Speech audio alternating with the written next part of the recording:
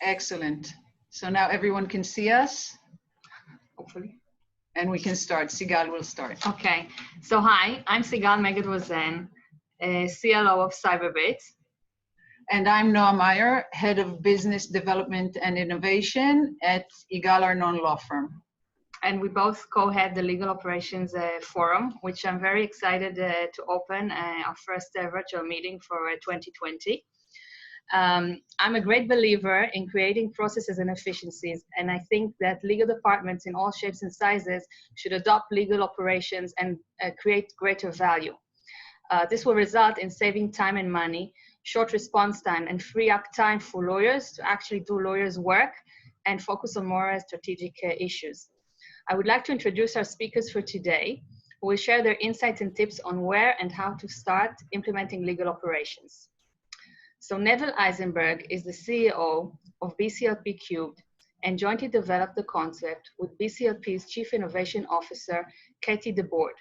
He has a track record in legal innovation and was managing partner of legacy firm BLP when it launched various pioneering services such as Lawyers on Demand.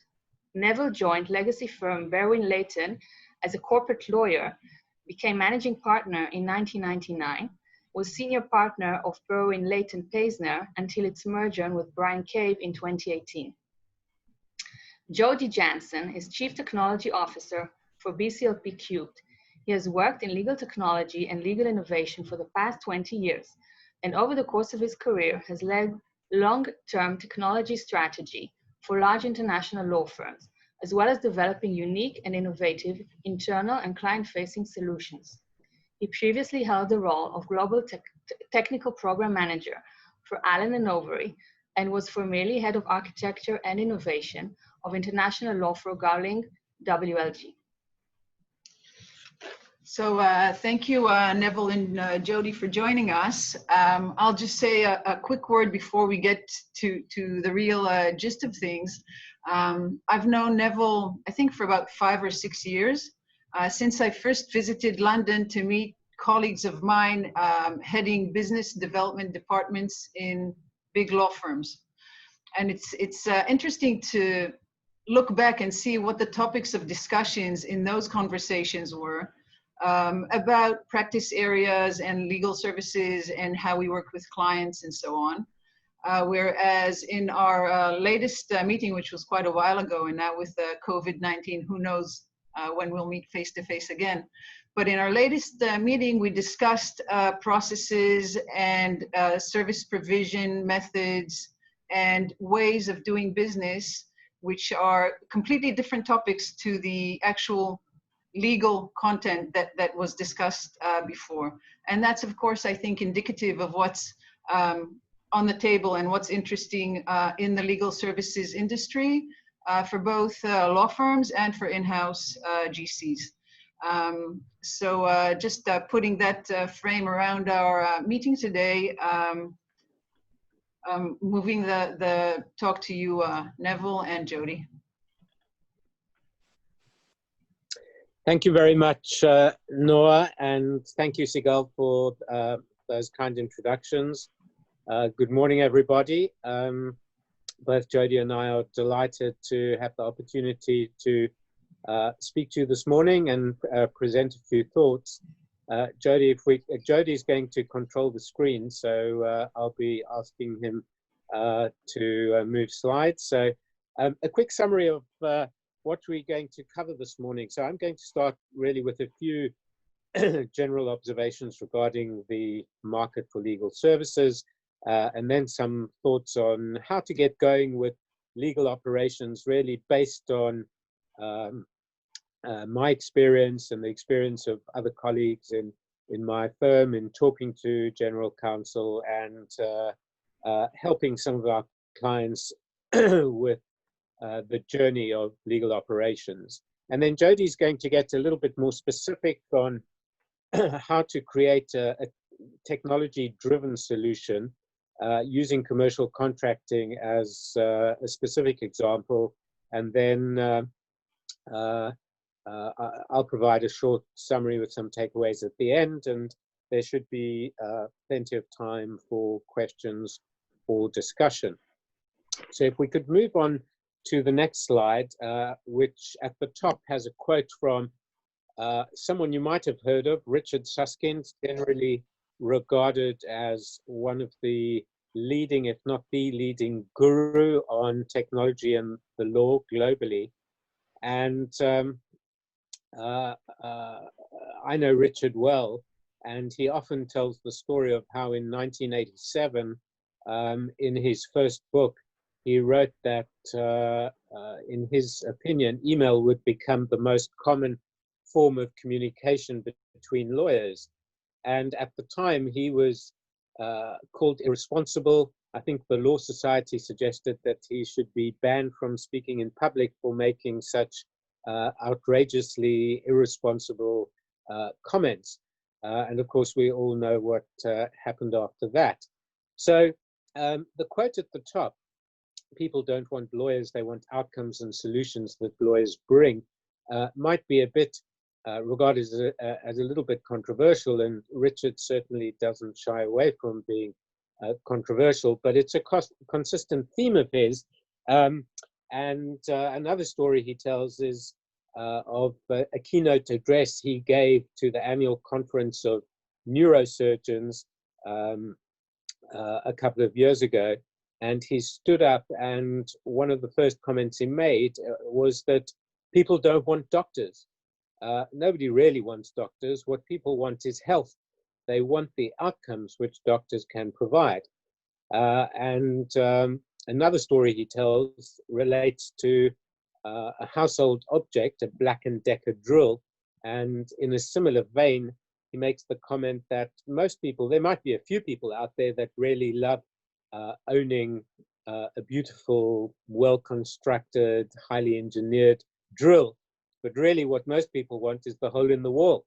And quite how they get there doesn't really matter to them. They're not interested in all the technology which Black & Decker bring to create their superb drills. All they're interested in is whether they're going to get the hole in the wall, the outcome that they really need.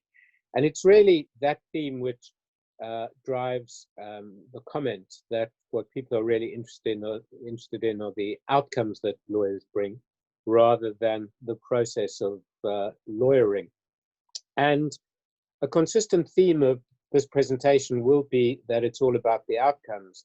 And in my experience, lawyers are not yet focused enough, it's a generalization, but are not yet focused enough on the overall business solution, the business outcome that people are looking for through the legal process.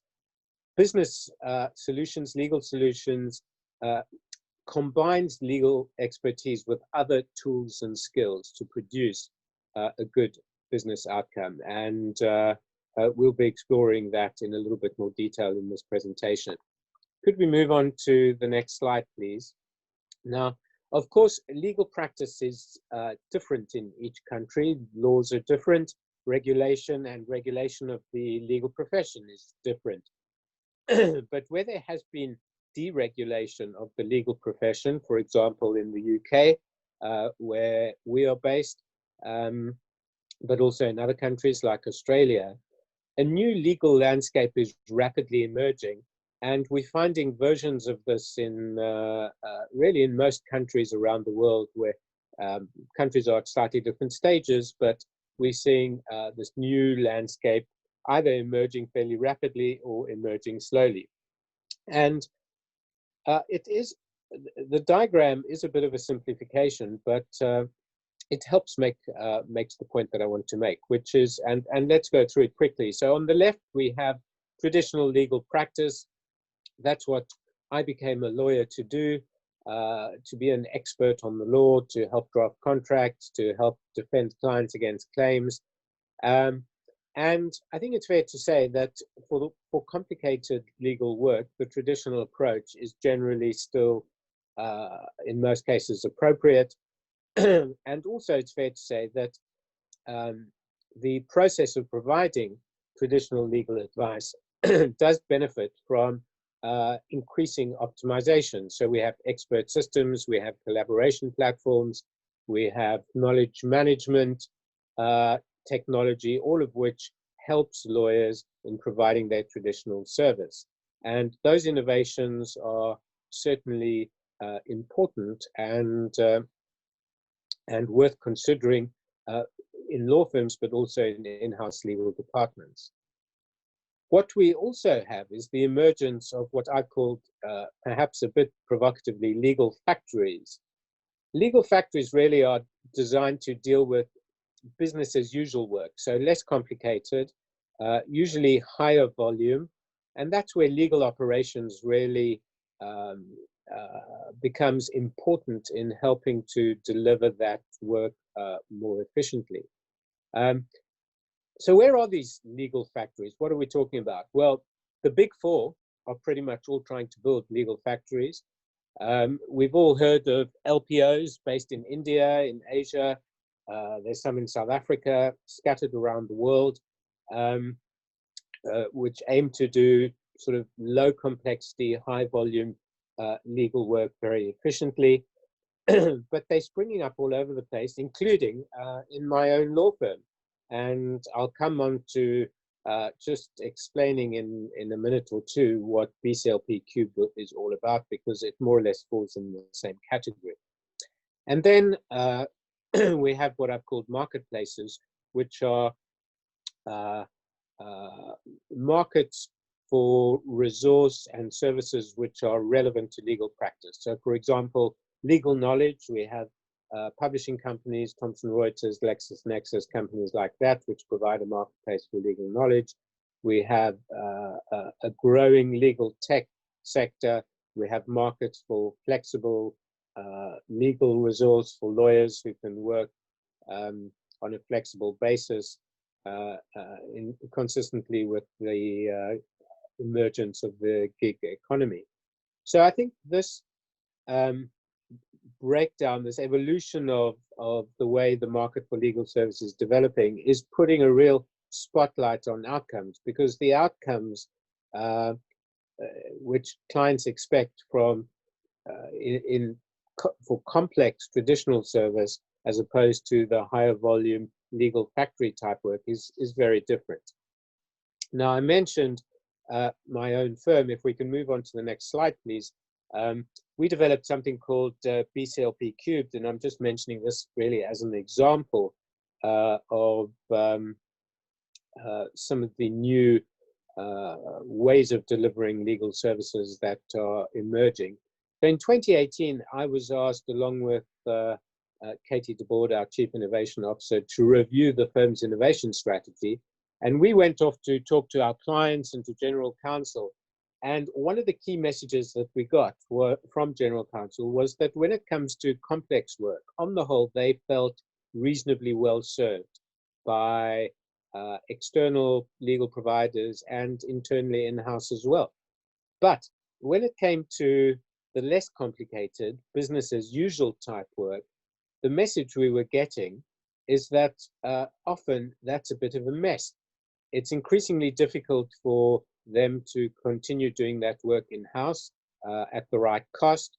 The volumes of work is growing, but it's hard to hire more resource. And when they come to consider options for outsourcing that work, law firms generally are either not set up for it or are unable to do it at the right price, or are simply not really interested in doing that type of work.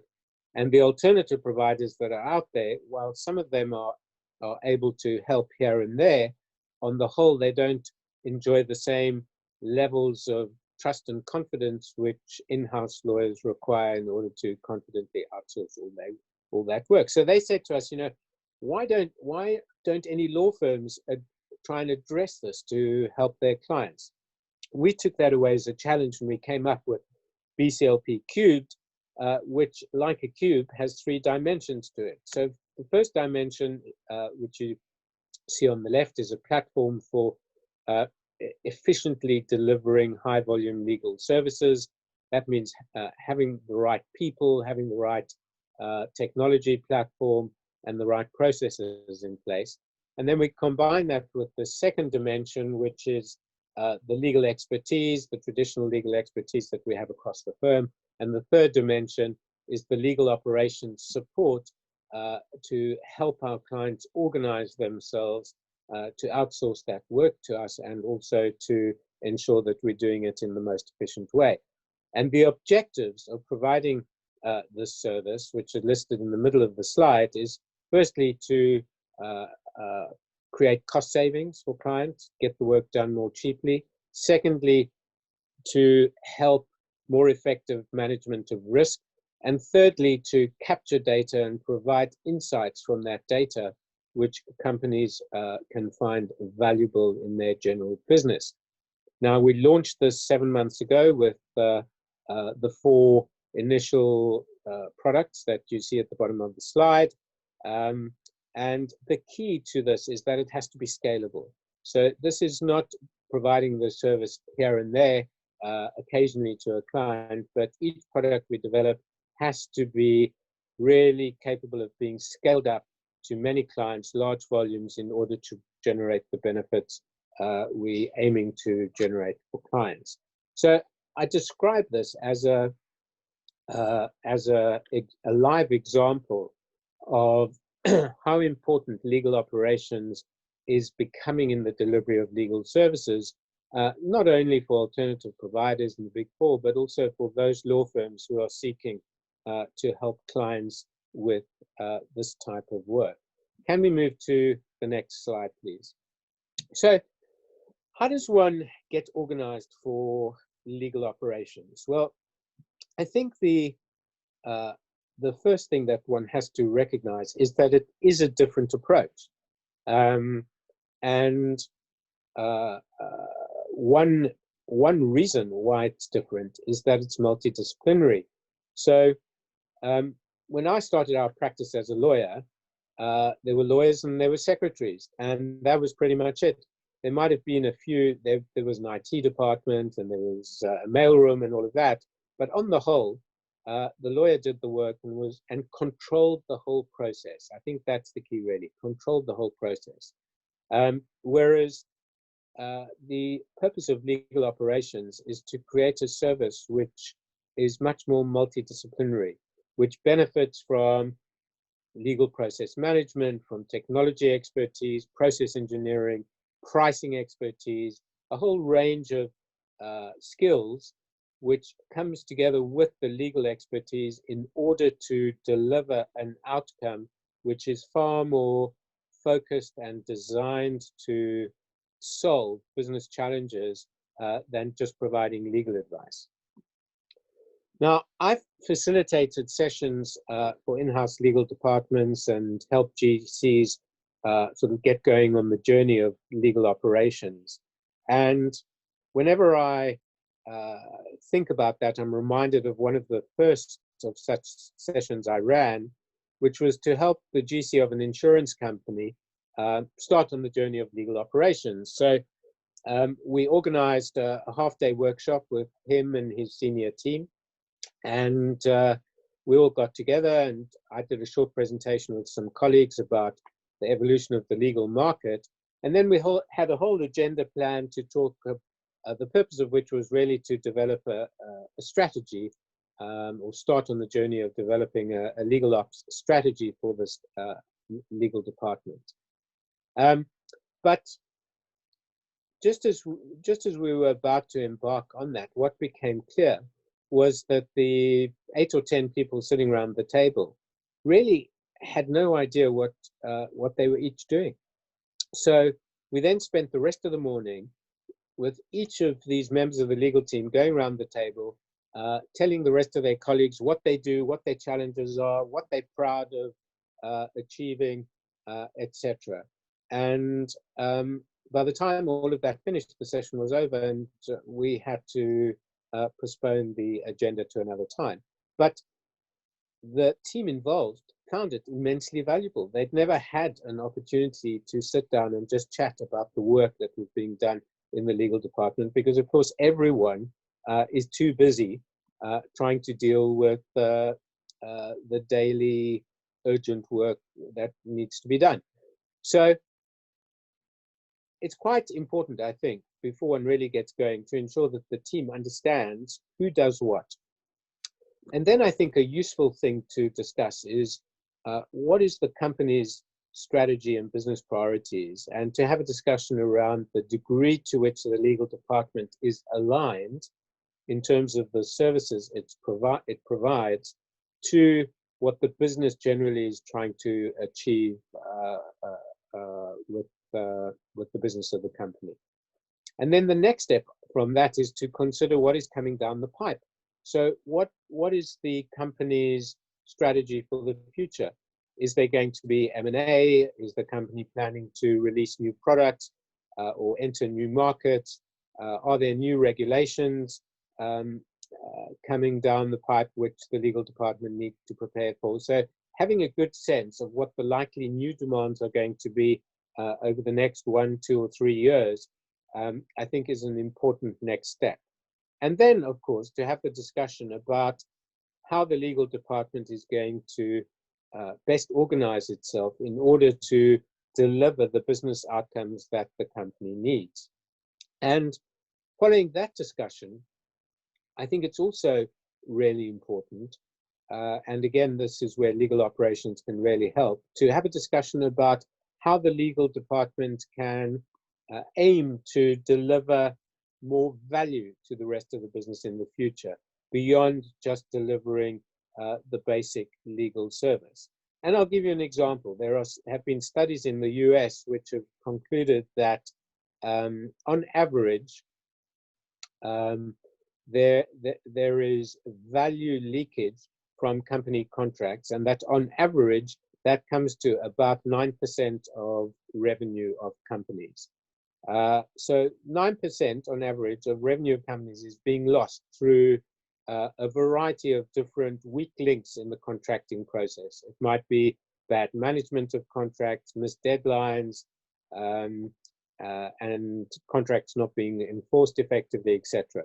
So imagine if through different processes, a more efficient way of managing the life cycle of contracts, a legal department were able to demonstrate that it was helping companies recapture back some of that lost revenue. What a huge value add. Next slide, please.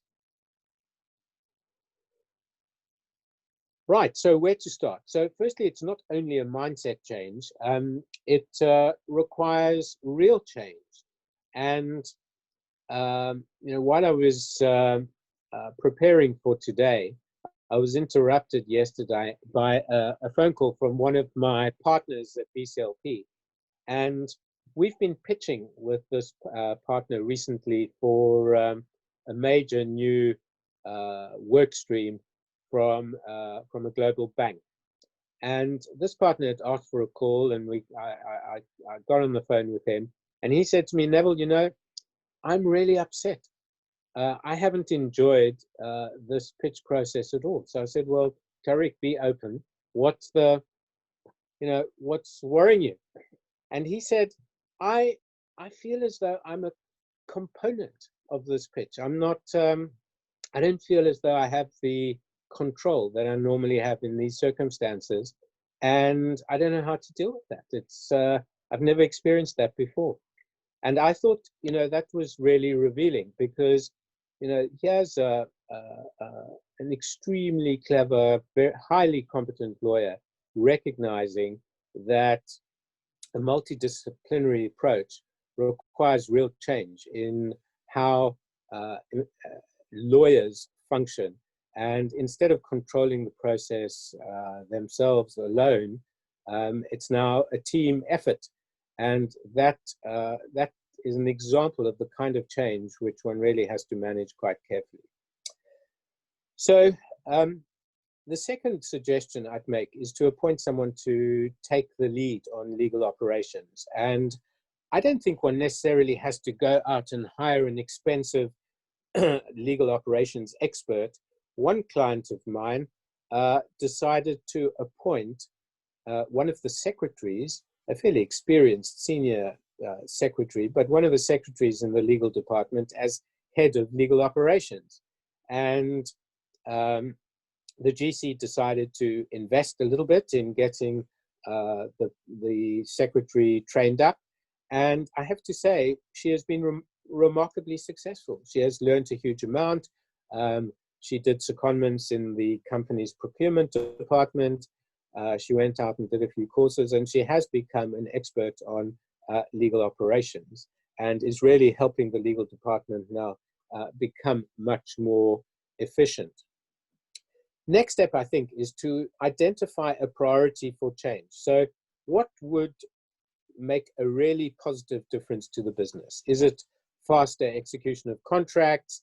Is it providing some kind of self-help tool for the company's sales force so that they don't have to come back to the legal department every time they make a new sale in order to get the contract approved? Can one put processes in place where for non-controversial agreements they can get signed up by people in the business? Is it trying to recapture some of the 9% of lost revenue that I mentioned a few minutes ago through acquiring a contract lifecycle management tool? What would be a really good positive change for the business, and then identifying that as a place to start? Next one really should consider getting some advice. And there are plenty of people out there who can help facilitate a meeting, provide some advice on how to get going with legal operations, what the alternatives are. And there are consultants. Some law firms do it. The Big Four are all offering this kind of consulting work. And it really doesn't need McKinsey, to be honest. But if you have a few $1 million spare, I'm sure McKinsey would be more than happy to provide you with the service as well. Brainstorming with the team is really important. In my experience, the team often has very good ideas, and this doesn't only apply to legal departments. It applies equally to my own teams of people who, to be honest, usually know exactly what needs to be done, but sometimes haven't had the opportunity to express their views or to properly formulate their views. The right platform to express their views, discuss it with colleagues. So providing that opportunity for the team to brainstorm is often a hugely productive and valuable exercise. And then, of course, one builds a plan for operationalizing the legal department over time. Next slide, please. So a few key first steps. And I think my key message on this page is that there's lots to do before one even really thinks about technology. I think there is sometimes a temptation to immediately jump to thinking about what technology tools can I use to get me going with legal operations. But in fact, there's quite a lot of thinking and work and improvement that can be done before one even reaches that point. For example, process engineering, process review. This is really quite a unique skill. One needs to get properly qualified people to help with a genuine process review exercise, which really involves breaking down in a very disciplined way each activity into component parts, and then figuring out how the process can be re-engineered in order to produce faster outcomes, more efficient outcomes, get work done at the right level, because often work is being done by people that are overqualified or much more senior than is necessary. Disaggregation. So disaggregation is probably a familiar concept to most of you. Really what this means is, again, in some ways shares some features with process engineering, but it's about breaking down projects or tasks or work streams or the overall work of the legal department into different categories, figuring out whether some of it can be outsourced at cheaper cost in order to try and achieve some economies of scale, and whether complex tasks can be split into the genuinely complex aspects and the more straightforward or process-driven type aspects, which can be handled in a different way. Third point I've really mentioned before is that it's important to go narrow, not to try and achieve too much too soon. So pick one thing. And, you know, I think it was Noah that mentioned COVID-19. Obviously, we're still in the middle of this pandemic. And in my experience, what many of our clients are experiencing issues with at the moment is supply chain disruption. So maybe that's the thing to pick on, to say, well, that's a real issue for our company at the moment. What can we do to try and mitigate the disruption we're experiencing with our supply chain? Lean training for some of the staff in the department is always valuable because it gets people's mindset in the right direction and learning some of the skills necessary for effective legal ops. And process and people. It's always important to get one's processes as efficient as possible and to get the right people doing the right things before one really considers the technology tools. Because otherwise you end up doing things in a slightly back to front way, and Jody will come back to this theme when he speaks in a bit more detail about technology. So over time, what the objective is to develop an operating model for the legal department. Can we move on to the next slide, please? And I'm not going to go through this diagram in detail. It attempts to capture the key elements of how a legal department operates, internal relationships, external relationships. Obviously, one can't address all the elements of this type of model straight away, but just beginning to create a diagram like this helps one prioritize and to and also to keep track of where improvements are necessary and where one is being effective. Next slide, please. This slide, which is my last slide before I hand over to Jody, really just summarizes some of the key areas we find General Counsel are looking at when reviewing their legal operations. Again, I'm not going to go through each of these, but just before I do hand over to Jody, I'm going to quickly come back to something I mentioned a minute ago, supply chain disruption in the context of the global pandemic. And of course, while many countries are now moving out of their lockdown phase, lots are also quite worried about a potential second wave and even a third wave, which could bring further disruption. Now, I was reading about a study recently where 3/4 of companies have experienced supply chain disruption, and almost half of companies, this was a US study, so just that caveat, had no contingency plans in place for supply chain disruption.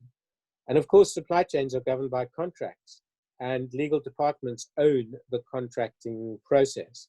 So if one were to say, look, we're going to try and really address this particular challenge, it's a major challenge for us, how can one go about it through adopting a legal operations approach? Well, firstly, one wants to try and achieve more agility in the company's supply chain through the contracting process. So, for example, try not to expose the company to single points of failure. Find mechanisms in the contract to add or replace suppliers with the minimum of friction. Being able to capture data from contracts in order to predict risks in the and weaknesses in the supply chain in order to be able to take corrective action more quickly is valuable. Being able to identify which suppliers are in high-risk categories or high-risk countries, which suppliers have exclusivity or minimum commitments, which might make it harder to replace them, and also what the alternative suppliers are. So who can one replace existing suppliers with? How quickly can one get new contracts in place? So the transactional velocity of the legal department. How can one speed up the negotiating process? How can one ensure that contracts get closed more quickly through avoiding sort of traditional ways of signing up contracts and doing sort of click accepts or things like that? and avoiding unnecessary friction in the negotiating process by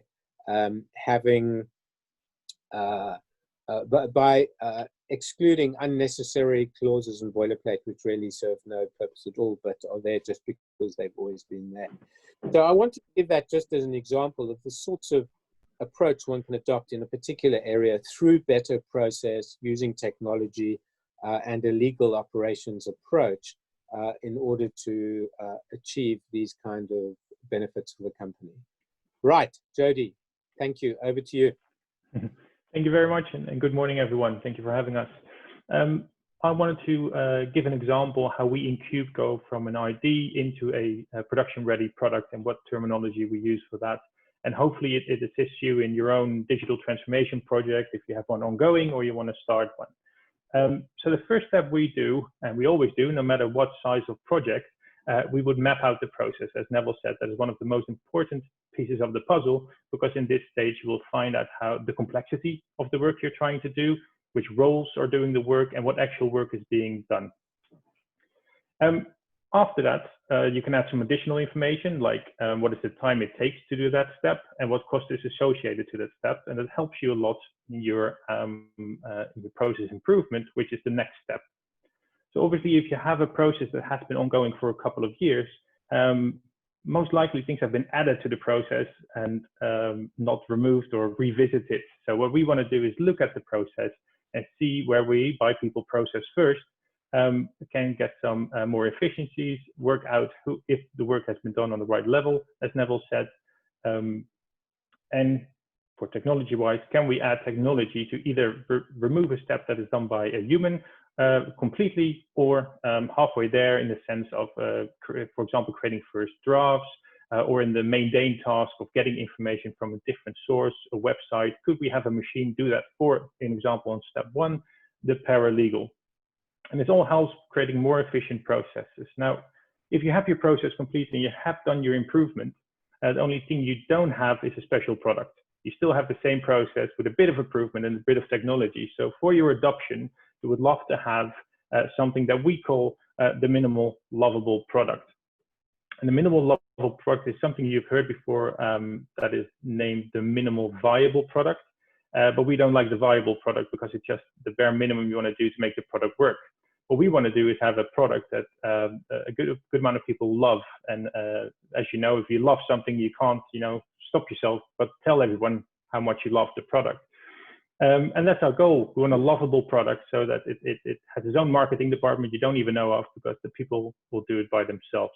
But how do we get to that minimal lovable product? Now, obviously, we refer back to the process map, get all the roles, and we'll try to get a subject matter expert for that particular role.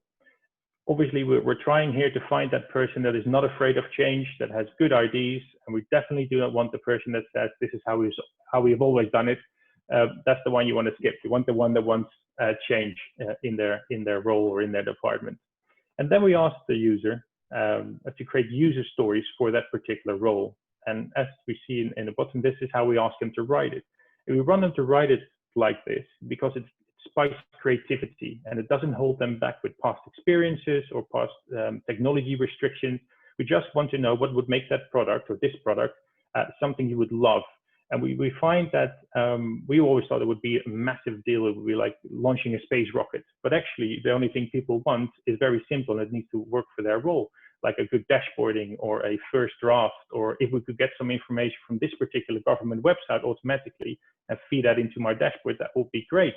And things like that make a product lovable. So obviously, you normally get too many, and we need to keep everything small. You start small, and then you iterate to a much larger project. But we take one or two of these roles, user stories that we like, and we put them in the big project. So you got all these roles, we got the process map, and we got all the user stories that we think would make an impact on the different people. Then we start going into the project management side of things. And what we don't like to do is, after all the excitement, everybody's happy, everybody's really excited about your product you're trying to create, is like the submarine here, dive on the water or in the real world, go into our basement, in our dark basement, and start developing the product we think you've told us to create, only to come up, service after 6 months, and show you a product that is not really what you wanted, and we have to go back to the drawing board. What we want to be, in this example, we want to be the dolphin. We want to have a contact point every week with the full team and the complete team. And because you have so many different roles in that team, it's quite diverse. So you get great ideas every week. But the most beneficial thing of having a weekly meeting to keep everybody engaged, but also to see if we're going wrong somewhere. So if we have understood a specific user story wrong, or if we are developing something not in the likings of the project team. In the worst case scenario, if you go completely wrong, you would only lose a week of your time. And instead of the submarine below, you would have months of lost work that you have to refit, again, just causing delays. So having touch points constantly with the team, with the subject matter experts, showing them, and we love showing them visually what's going on, so to see progress, keeps them engaged and keeps them telling other people about their lovable items in that particular product. So be the dolphin. The other thing I wanted to show, that's the theoretical side of things. I always like to show the practical side of things, so how we actually do this in BCLP Cubed. Like Neville said, we're using the Cube commercial contracting platform as an example. So on the left, we have the weekly team that is discussing the user stories, the progress of the meeting. And as you can see on the screen, it is actually being built in front of them and getting their feedback. So it's easy to move left or right or steer in the right direction if it goes wrong. And then on the right side, you have our development team. And you can see that it's a much smaller team, and they are constantly progressing forward, right? Any big discussions are happening on the left side in the meeting, any decision points.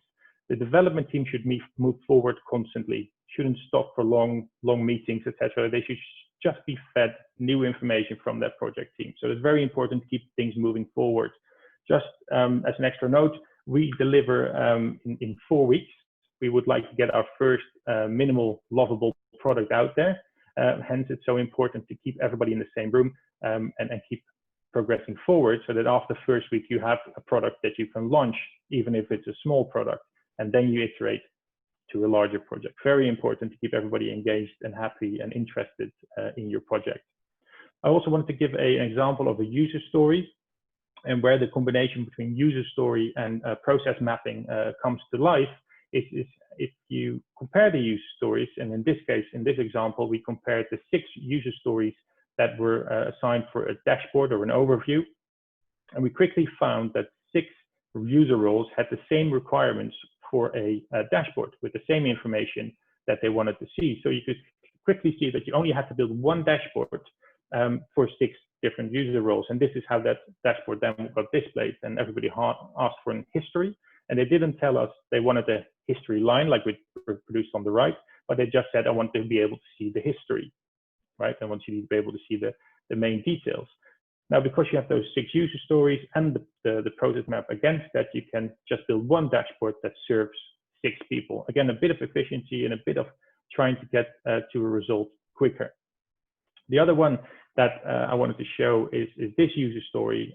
It's a client requirement, and in this case, it's about key term reporting.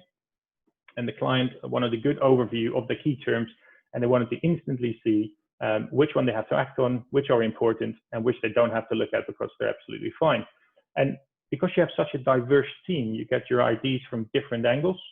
So normally in legal, we'll probably try to run to an Excel sheet or some sort of Word document to present these key terms to you. However, the technical team was thinking we can do something more interesting than that, than an Excel sheet, because technical people do not like grids or Excel sheets. However, legal teams love them. But we think we can do something better. And this idea, after reading this user story, came from our project manager, who in their world report mostly on red, amber, green statuses on specific line items in their project management. So we decided to build it out and see if it was effective, and we came up with this. And this is something that is quite unique in the market, where we start reporting key terms in a red, amber, green project management type of solution. And I just wanted to show this, that if we had the isolated project teams we normally have, you would talk to your legal, you would talk to your project management, you would talk to your process people, you would never have come to this idea, because you would never have discussed the key terms reporting with your project management, if that makes sense. So it's good to have that diverse team to get the different ideas out there. So final slide, because I'm hoping we get some questions out of this after this. The final slide is my top tips. One thing I always say is don't believe everything you get sold. Not all technology, the technology won't do it all, even if they say it. And my top tip for that one would be is if people are so confident in their own technology, ask them for a free pilot where you would do the driving on the software to make sure that it actually works as they are telling you it should work. Very important. The other thing I've been doing recently, and this is in the last half year, is looking outside of the legal technology market for technology. There's loads of technology you can use that must have the label legal technology, but can actually be used in the legal industry. And we can think of document automation, for example. We probably know one or two of the main brands, but there are about 50 other ones out there that could easily do the same job and might not be a bit cheaper and a bit more flexible in what they can do for you. The open technology, it comes out of that. You probably have a technology that's really good in extracting your data from your contracts, and you probably have a really good technology to do your workflow. But both can't do the same thing. So you want to be able to integrate with these technologies with each other. And that's done by open technology. And you would normally hear the terminology APIs, and that is the technical term for being able to integrate technologies together. So you can use both the benefits of the workflow engine or the extraction engine, combine it into one product that works perfectly. Last but not least, my favorite one, don't be afraid to fail. Try it. But fail fast. If you see it not going the way you want it to go, or there's a lot of negative things about it, or it's too complicated to do at this point in time, fail it, bury it, and do something else. And that's my my thing. Over to you, Neville. A bit quicker because I wanted to get some questions, hopefully. So I'm going to skip the summary at the end to leave us time for questions, if that's okay with you, Noah and Sigal. Yeah, of course, of course. I can see there's a question. I'll just read it out loud, and Neville and Jody, you can take it. Thank you for sharing your valuable insights. Great to see you again, Neville. In your opinion, how should legal departments encourage innovation within their organizations? So that's the question by Esther. Thanks, Esther. Hello. So I always think the best way to start is to identify an area which can really add value to the business, because in my experience, people, of course, value their legal departments, but there's a slight tendency to see legal as a cost center, or sometimes even as a barrier to getting business done quickly. So if one can identify an opportunity to create value in the business, which people outside of legal would understand and appreciate, then that, I think, is always a good place to start. And we've been talking quite a lot about contracts in the course of this presentation, and something improving the efficiency of the contract, I think, is quite easy for people to understand. So it might be automating first draft contracts. It might be giving the sales force an opportunity to produce their own contract through an automated self-help tool, something like that. If one can identify an area where the value is obvious to people in the business, not just in the legal department, then I think it becomes far easier to get support for innovation in the legal process. And as soon as you have one or two wins behind you, then it's much easier to make the business case for innovation elsewhere. Jody, do you want to add anything to that? Not really. I think it was a really good explanation. The only thing I would say is that people are still afraid of innovation, and especially with the technology it brings. I think what we try to do is help them understand that technology is there to help them to either get into a better position sooner or complete the very boring, repetitive task. A machine is very, very, helpful in that, doing that 24/7 and the whole, for a long time. So don't be afraid of technology. It's here to help you, not to replace you. It's quite important, I always say. Neville, I would also add a question for myself. If you have perhaps any tips or recommendations on how to persuade management to allocate funds for legal operations. I mean, I think that once it's there, they will see the benefit. But before it's there, I think that may be a challenge to explain why you need to allocate such and such to do a project where someone doesn't really, it's difficult for them to envision, you know, the cost saving and time saving. Yeah. Of course, in a way, it's good to be in a position where one is going to management with a business case for change and innovation rather than the other way around, which of course is the case with lots of legal departments where the finance director comes in and says, look, you know, you've got to cut 20% or 10% or 30% of your cost. I don't care how you do it. But you know, sometimes the pressure for change comes that way. So I think it's important to preempt that. And let's face it, what people in the business tend to understand most easily is an ability to save money. So if one can identify an area where you can save money through adopting some change, even if it involves some investment, but if one can show the business case of how an investment of X dollars would create a saving of Y dollars over a period of time, then it's you know, I would expect people would pay attention to that. But which is not to say that it's easy. I think that's why I think one has to start with really small steps to begin to demonstrate both inside the legal department, but then build up the business case for presentation outside of the legal department of what one has been able to achieve with small steps. So even with some process improvement and just getting things a bit more streamlined, getting things a bit more organized, getting better collaboration, one can begin to improve efficiency in small ways, and then use that as a building block for making a case for some investment in the legal department. I think the other important thing is alignment with the company's overall strategy. And I think if one can demonstrate that in order for legal to continue to be aligned to the company's strategy, certain change, innovation, investment needs to happen. Otherwise, that alignment will falter, is usually quite a strong argument with people in the business. Neville, thank you. There was a follow-up question. I think you answered it partially, which is how do you put a price on the benefit of legal ops?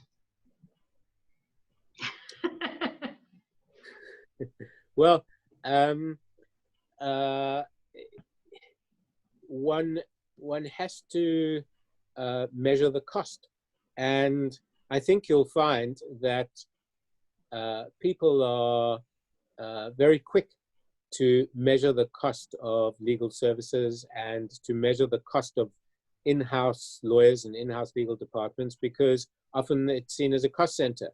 So people will be very quick to identify the cost. And with legal operations, I think firstly, it's important to recognize that the purpose of legal operations is not only to save money. That's an important objective, but there are other objectives as well. Improving the process to produce a higher quality result. So better process equals better quality legal output, and better data capture enables better risk management. So it's not only about cost savings, but cost savings is an important objective. And I think one can measure, if you can get, so to give you one example, if through a process improvement exercise, one is able to say, here's a work stream which has been handled by experienced lawyers whose annual cost to us is $100,000. And we've now been able to break this down, and half of that work can now be done by more junior lawyers at who cost us $50,000 a year. Then you can measure the cost saving. And, that's a place to start. Sure. Thank you. I think we've used up all of our time in a very good way. Thank you so much, Neville and Jody. Thanks, Sigal. Thank you, Nira Poran and the ACC. The information will be made available to everyone, and I'm sure all of the participants can contact Neville or Jody or Sigal and myself directly, and we'll be happy to provide any information that's wanted or required. So thank you all very much. And see you at our next conference. Thank you. Great pleasure. Thank you. Thank you. Bye. Thanks. Bye.